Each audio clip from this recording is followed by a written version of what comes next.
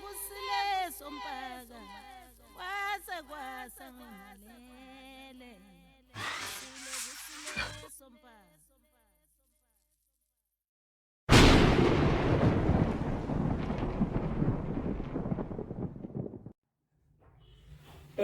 Mkhulu sizocela ubulise abasemakhaya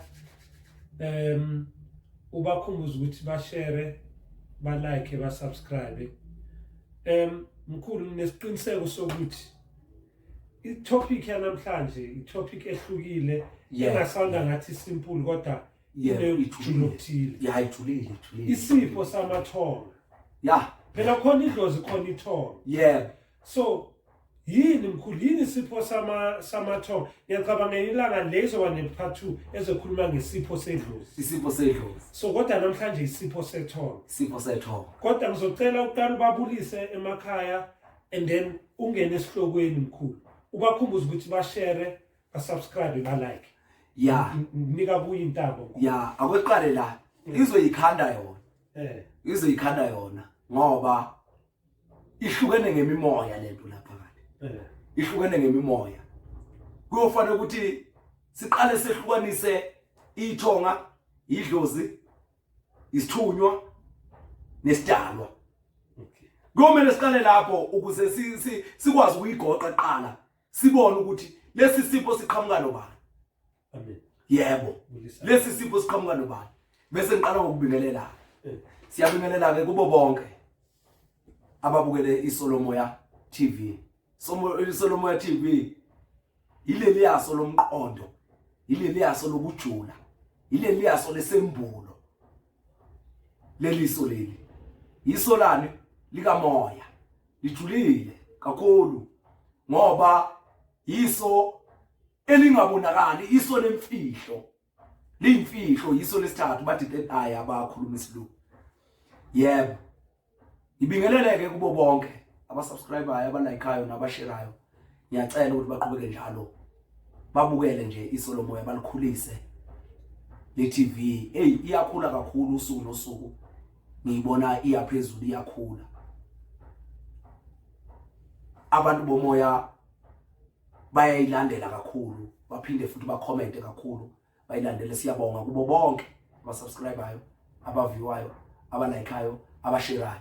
Ngicela ukuthi nodlulise lo mfanekiso njengoba siwenza nje noma siuqobo.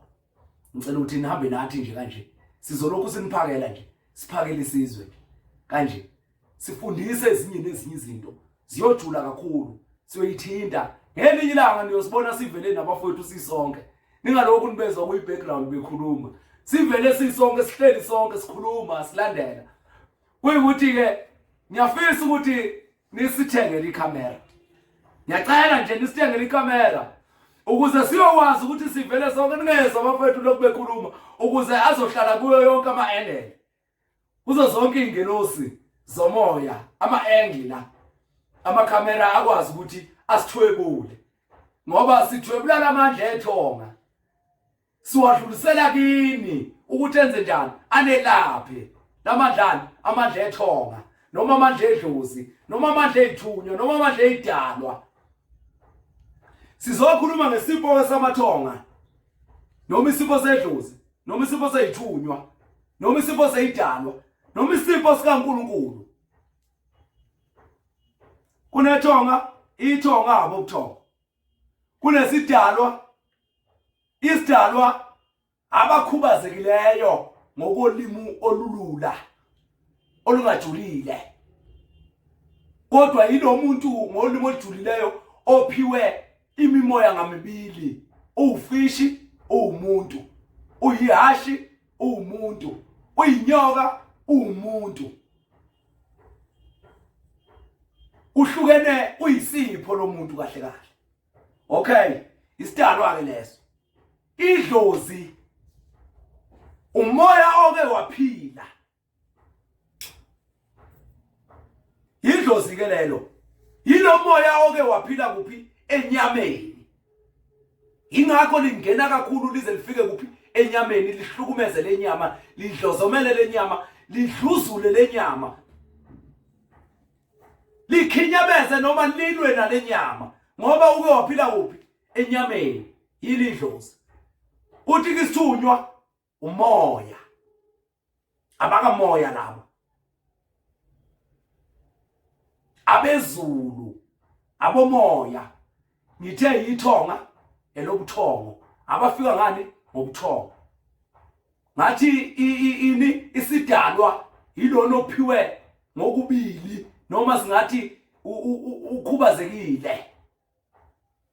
Sithi idlozi abomzimba negazi abaphilaphi emzimbeni.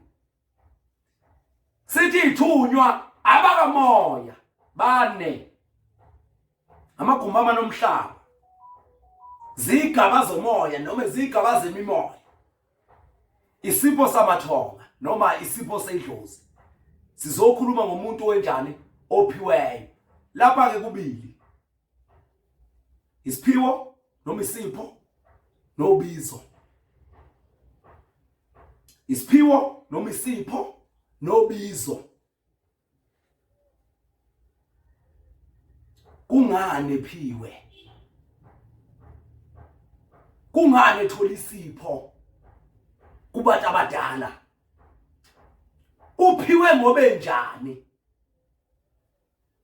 Bese kuba khona lona noma ungambuza noma ungamenzani angeke abhidlekelwe lento yakhe ngoba ilubizo, ubizelo kulento iphila kuye egazini.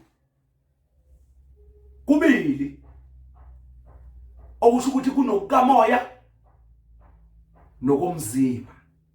Okusho ukuthi kunokukamoya nokomzimba. Mawuphiwe ukukamoya noma ungayapi, ngoba kusho ukuthi kungokokuqala emhlabeni. Bathi okwavela kuqala, kungokokuqala emhlabeni, umoya ungokokuqala.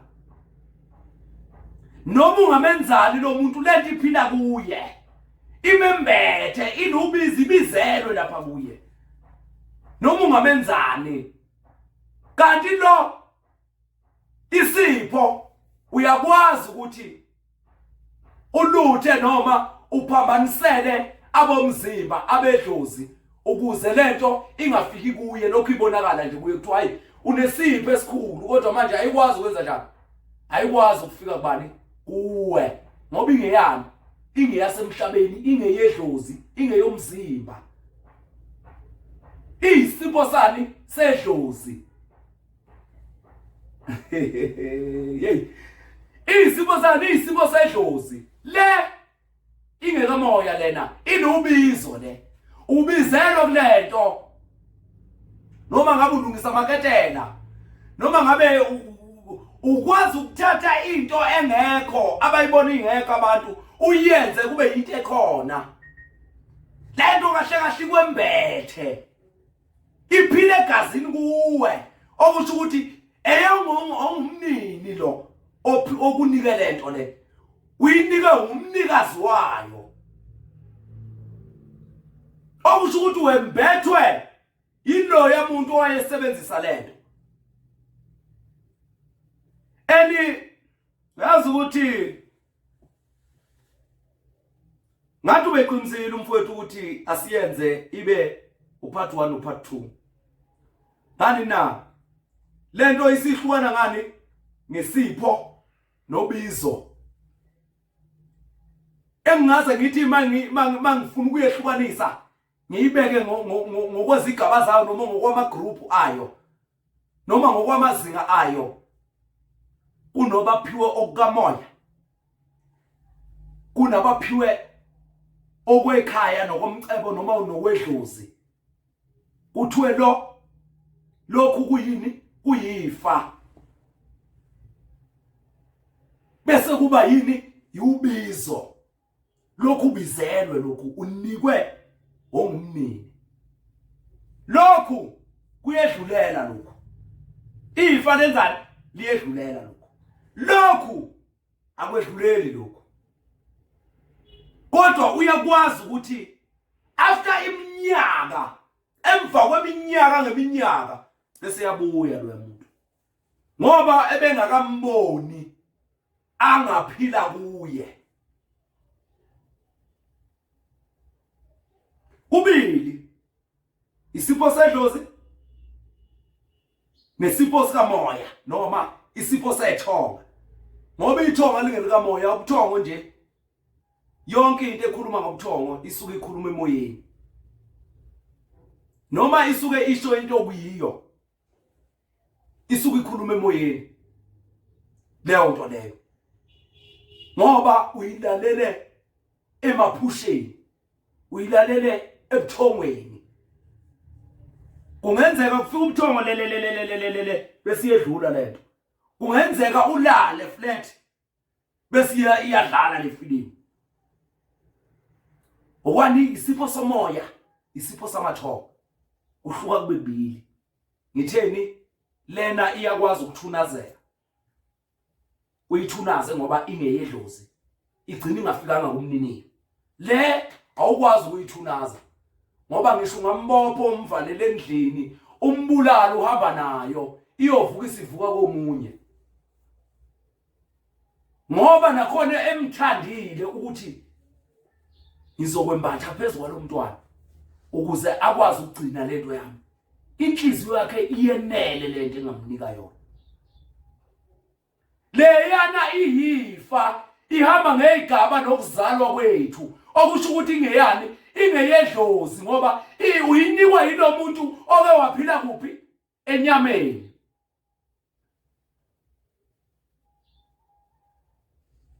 Ingeyedlozi leyana. Kuyikuthi ke uzothi ingani nedlozi liyavela ebuthongweni. Ithonga lingena kulaba bebathathu. Lingena esidalweni, lingena ezithunyweni, lizongena edlozini ithonga ngokulibona nje. Ngoba abedlozi bayakhuluma ngani ngobuthongo. Izidalwa ziyavela ngani ngobuthongo noma ziyakhuluma ngani ngobuthongo. Ithunywa zezwi noma ikamoya ziyakhuluma ngani ngobuthongo. Ngizowahlukanisa ke lezi zinto ngelinye ilanga. Mase sengikhuluma ngani ngokwehlukana kwani kwethonga, kwedlozi, kwesithunywa. Noma kweni kwesidalwa. Ngofike ngiyehlukanise lento. Ngizehlukanisa ukuthi zifika kanjani la. Ngoba kamoya ukwazi ngisho ukulalela ehleli kanje njengami. Okamoya ukwazi ukulalela ehleli nje njengami. Uyakwazi futhi ukulalela ufike ngishona kuphi nasebuthongweni. Uyakwazi ukukhuluma into angayazi ukuthi uyithathephi. Athuke seyikhulumile kanti yiyo. Umuntu walo kamoya okusho ukuthi lento le ilubizo, ibizelo bani uye. Ayifani nesipho. Ukuthi ubaba angakuthengela imoto noma angakuthengela inkomo ngoba uyakwazi futhi ukuthi uma ungasenzi kahle aphinda kuphuca. Lokhu ukunikwa ongumnini, ongumnikazi wakho. Kuphila apha egazini, okusho ukuthi uzalwe nakho lokho.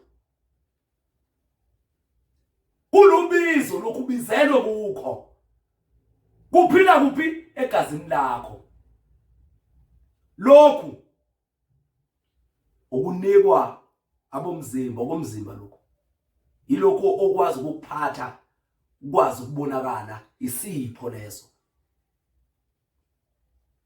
Njengoba bethini, bethi ingane bethu gift, bethu usipho. Ingoba yenze njani? Uyakwazi ukuyibona futhi ukwazi ukwenza ukuyiphatha. Ngiphume nje kancane ngithi phecelezi ngibuye la ekuthenini sinedlozi. Noma abantu bakudala bebekholelwa edlozini noma bekholelwa kubantu abadala. Leyo nto leyo bebengadingi nokuthi baze baxhumane nayo, baconnecte nayo ngoba vele iphila kuphi, ibiphila kubo. Bengithe ukuphuma kancane uzongibuza akethi yena ingani uthe into yedlozi akusiye kamoya. Yebo, umoya uphile emzimbeni. Ukuze ukwazi ukuphila ukuphi? Uphile emzimbeni. Kodwa umzimba awukwazi ukuphila ngaphandle komoya. Umoya uyakwazi ukuphila ngaphandle komzimba. Ngoba umoya wenzani awubonakali ngeke uzubone umoya. Isipho sani sika moya ingakho ngithi isipho sika moya lesi singabambeki ngesandla senyama. Lesi sedlozi isipho sedlozi uyakwazi ukuthi sihambe ugcina usibonile. Akwazi futhi umuntu ukuthi anze njani akumoshele sona sigcine singafikanga kuwe kodwa lokhu bethi hey unesipho esikhulu. Unesipho esikhulu. Lona kamoya umavula kuvaliwe ungena la ungangenwa khona aphume ngale ngisho ngawungcolisa umsamo niphehla amanzi amnyama nenzeni. Loya umuntu uzophumelela kunjalo. Nize nithi nini uyathakatha. Nithi vele unemfihlo. Yebo, uphiwe yini into yemfihlo. Engabambeki ngesandla, ongakwazi ukuyithunaza. Kuloya muntu. Ngisho ningalanda abantu nithi abazombhidisa bamdidise bebenze yonke into. Uzodlula kunjalo kuvaliwe. Adlula welele ngalo. Ngoba lento kuphila umuntu omdala kuye. Kuphila umuntu omdala kuye. Ngizoke ngichaza inono lezulu ukuthi livela kanjani inono lezulu. Hayi abantwana bomoya. Ngikhuluma ngenono lezulu okuthiwa lo muntu ungenwe linono lezulu ngoba usuke ngenwe likhehle lidala. Elaphile endulo. Ungenwe umuntu omdala owazi into umsuka wayo ukuthi izokwenzani phezulu kwalomntwana emembethe. Isanusi. Yiyo ingubo leyo ingubo yamakhosi. Phuma lapho ngizoyithinta leyo ndaba leyo. Ukuthi lo umuntu makukhulunywa ngenono lezulu kusuke kukhulunywa ngani? Wembethwe linono lezulu kusuke kukhulunywa ngani? Ngiyokuthintela ke besidla esipheni sethonga noma isipho sedlozi. Kunomuntu ophiwe lapha ekhaya. Nibaningi mhlawumbe nibahlanu kuleli ekhaya. Nibahlanu. Manje bahlanu. Kodwa bese kukhethwa umuntu oyedwa owembathwa ilesi sipho sala ekhaya. Besikhuluma ngani ngesipho sedlozi? Bengisacanela nje ngikuhlukanisela lento ukuthi sijule kanjani ngoba siza kulesi sipho sedlozi nje. Sengikuso isipho sedlozi. Niyazalwa nimangaki? Nibahlanu. Njengoba nizelwe nje nibahlanu la ekhaya. Lento okutshengisa ukuthi khona la ekhaya. Kumele ibe khona kulo, ibe khona kulo, ibe khona kulo, ibe khona kulo, ibe khona kulo. Ngalokho akufanele ukuthi nimonelane ukuze lento ichume iphakame. Ufanele ukuthi nibambisane nalomuntu oyinikiwe lento. Njengoba nibahlanu nje. Nibambisane nalomuntu oyinikiwe lento ukuze igcine leli ikhaya lesisipho saleli ikhaya senze njani? Sichumile. Sikhanyile, sibe nemphumela, sibe nezidle ezinhle, sibe namafruthi. Kuqhume imbewu enhle, kuqhume izitshalo ezinhle izokhona ukuthi kudle wonke umuntu enze njani? Asuthe. Kodwa sikwazi ukwenza lokho ngoba sehlukene ngokwani? Ngokwemizimba ngokwezipho zethu. Kodwa manje bese sikhohlwa ukubheka okwethu bese sibuka lo yamuntu lo. Awesithi ke uphiwe isipho sokubona nokuboniswa nokwembulela abantu nokukhanyisela abantu lo muntu lo. La ekhaya wonke umuntu wala ekhaya uzothi mayelana aboniswe izinto la ekhaya mazenzeka okunye kwakho kwenza njani? Kuyavela kuye. Kodwa sikho konke okuzokwenza okuzovela. Kodwa umuntu owembathwa iumbrella yaleli ikhaya noma ingubo yaleli ikhaya uyedwa. Fuze ngabe lo muntu siyambambisa. Kodwa manje sihluleka ukumbambisa bese sifuna ukumbangisa. Asenze njani? Asimbambisi, siyambangisa. Asifuni ukubambisana naye. Sifuna ukubangisana naye. Loya muntu asifuni ukuthi Sibambe isandla sinye moya munye, mlenze munye. Sifuna ukubangisana naye. Lo muntu sithi kungani unikwe yena.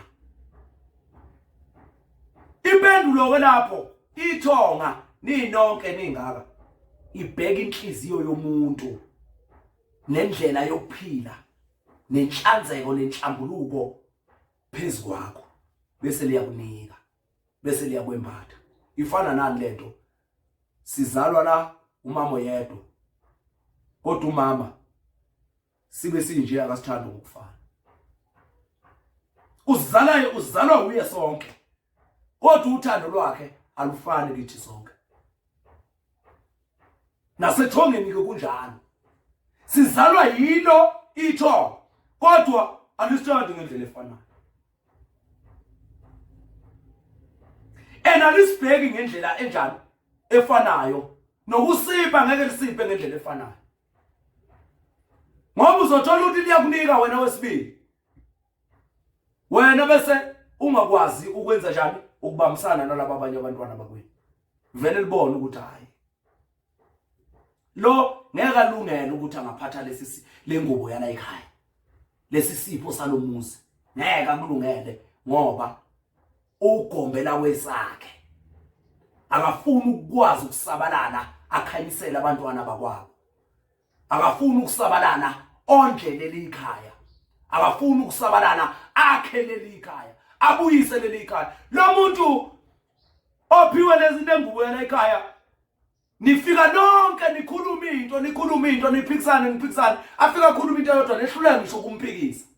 Asho nje into eyodwa afike nihluleke ngisho ukumphikisa. Uyakwazi ukuniqoqa ninonke ngoba wembethwe iluya umuntu omdala ongumphathwana waleli ikhaya. Ongumphathwana waleli ikhaya. Kufana nedlozi legceke nedlozi elembethe umzimba. Idlozi elembethe umzimba usuke wembethwe ukhokho la ekhaya ongabhilonga emsamo. Ongusukhaya oyi umbrella yaleli ikhaya.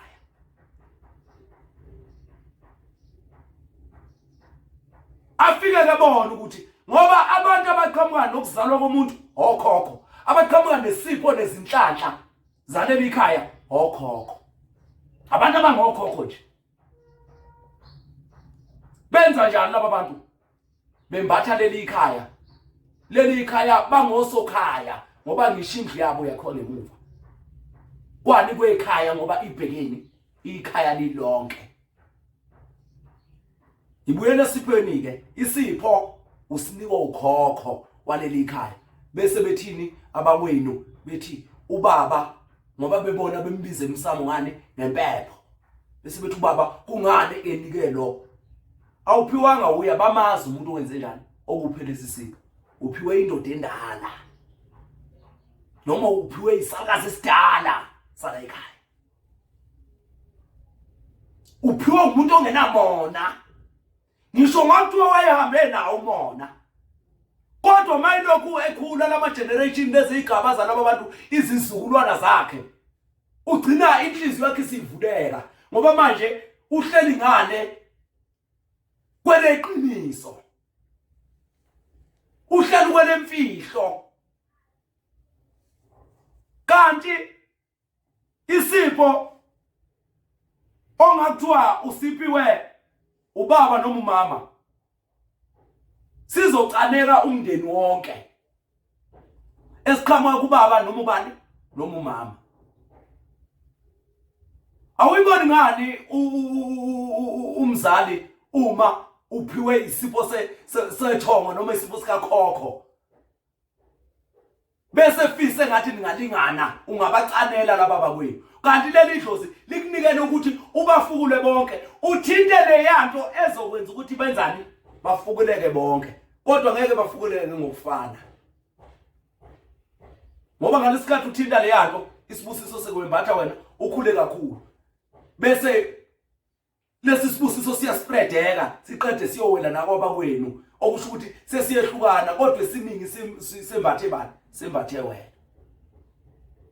Ngoba uphiwe le yanto dendala.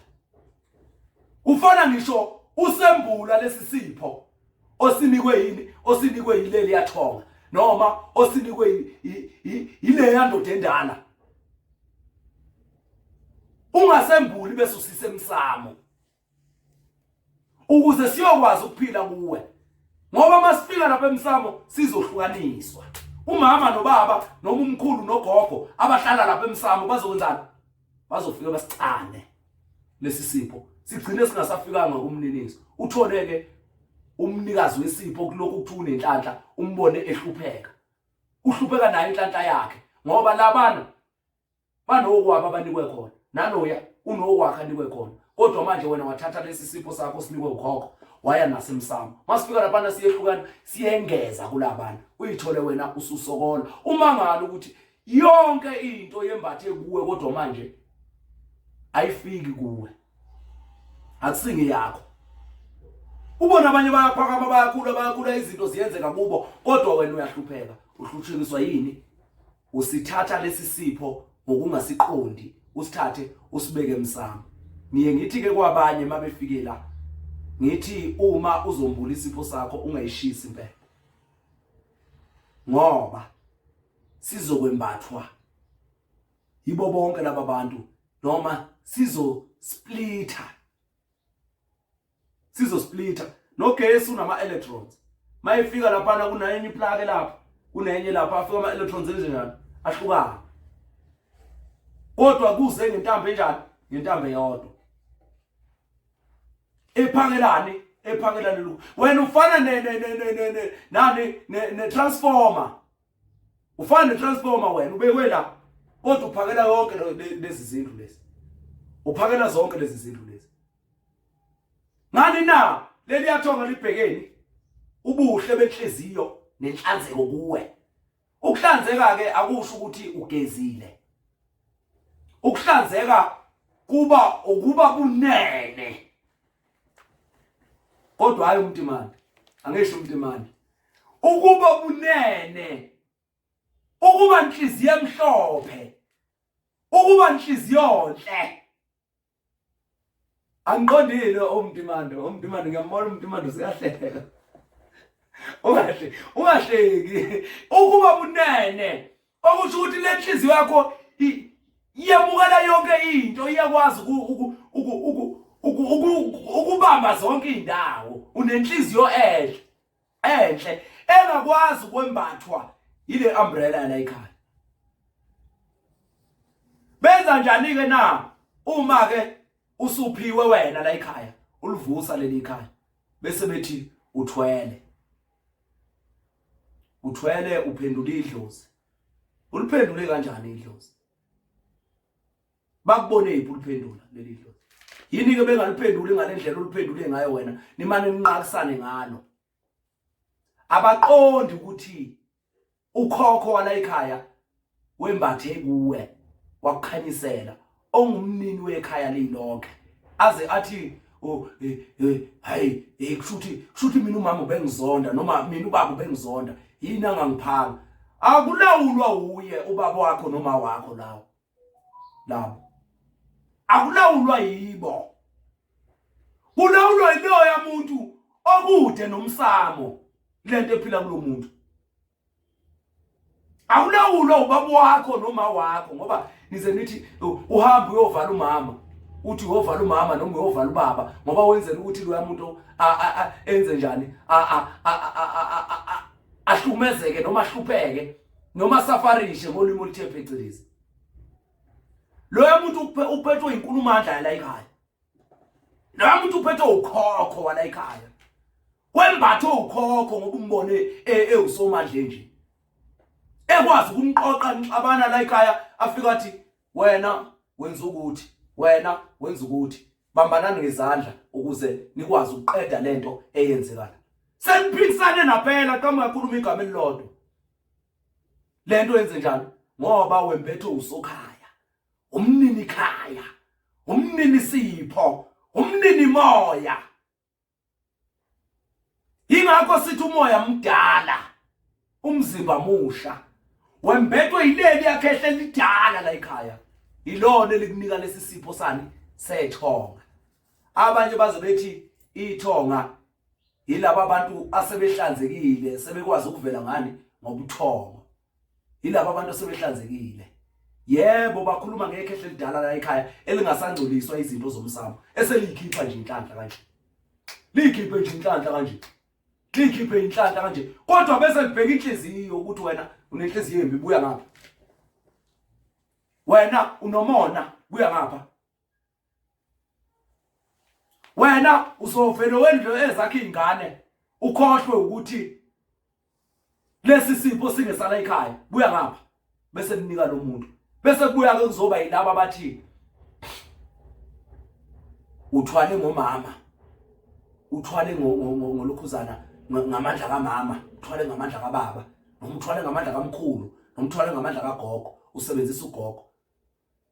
uGogo yena ubephiwe ubani bemphile abebembathise lesi sipho lesi uma mina ngizothatha into yakhe ngoba leka Gogo noma kaMama noma kaBaba noma kaMkhulu iyasplita njengama electrons. Isuka kubani ibheke emumva ke ukuthi isuka kubani ize ifike kuMama noBaba. Isuka kuloya umuntu owukhokho. Kushuthi isuka endaweni eyodwa kusokhaya okuyena umlawuli waleli ikhaya. Uma sekuqhamuke yena ngisho emathongeni uvele kulunga izinto. Uma sekuqhamuke yena kuphele ngisho ulanga la ekhaya. Uma sekuqhamuke yena kuvele kusho umlilo la ekhaya uma kwenziwa izinto ongeyizo. Ubekunika ubani usuthi nje wena ngithwale ngaye yena wayithwele ngubani. Kushuthi naye wayithwele uMama noBaba. Yini isipho kubeke sikaMama naye uyazala uzala uma wakhe nobaba wakhe. Yini isipho kubeke sikaBaba kodwa naye ubaba uyazala uzala uMama umkhulu noGogo uMama noBaba wakhe. Mina ngizela uMama noMama kodwa uMama noBaba kodwa manje ngijika futhi ngithwale ngabo. Siyokhuluma ke sikuhlukanise ukuthi kuza kanjani kube isipho nobizo. Kupha 2 siyahlukanisa yini ubizo nesipho ukuthi kuza kanjani kube isipho kuza kanjani ukuthi kube ilubizo. Siyabonga amen. Siyabonga abantwana bethu. Siyabonga mkhulu. Yebo. Ngiyabona umoya walile ukuthi ugqile kule ndaba yesipho sedlozi. Yebo. Ngiyacabanga izofuna kube isihloko ozosiqala sodwa ngokwaso ngoba abantu inokubalahla lento. Ngoba idlozi associatewa nokuthwasa. Into engiyifundile lapha mkhulu uzame ucacisa izipho eziphakathi kwegceke noma ekhayeni ningabantwana bomuntu izipho ziyahluka kodwa zikhona la ziphinde zihlangane khona. Ngiyabona ke mkhulu ukuthi umoya ubone ukuthi ngcono wembule kanjani ukwenzela ukuthi lena yesipho sedlozi izokohluka ngoba mkhulu kunalento yenzekayo kulento yale yomkhakha wemoya. Kunabantu abathi bazithwasisile khona abanye abathi no bathwasile ngoba bephehlweni awukwazi ukuzithwasisa. Yiko ngithi ngiyabona ukuthi isipho sedlozi sizohamba sodwa mkhulu. Kuzomela kube isihloko esihlukile esamasonto. Ngokuzamile ukuya kuyo ngiyabona umoya uphinde wabuyisa. Ngizocela sibambe lapho sisave idatha yabantu. Ngicela abantu bashare balike basubscribe. Ngizocela mkhulu ukuthi usitshele futhi utholakala kuphi. Ngiyazi uyatholakala eSoweto eGoli, uyatholakala eThekwini KZN. Ngizocela usho ukuthi utholakala kuphi ngoba inamba abantu bazoyibona lapha izolubisa bese uyavalelisa ngoba sesiqedile mkhulu. Yebo eThekwini ngitholakala kwaMashu kwa-H. eSoweto Izola 3. Yebo ngitholakala khona. Inamba yakho ile inamba izovela lapha. Sibonge nje kakhulu kubo bonke abazothola lo mfana soqopha. Bawudluliseke. Nisubscribe abafowethu nedlulise futhi lemfanekiso yethu ukuze siyokwazi ukuthi nabanye bathola usizo basizakala. Siyabonga. Amen. Siyabonga. Amen.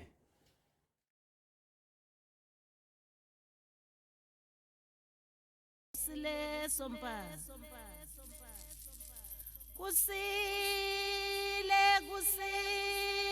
kusile sompaka kwasa ngingalele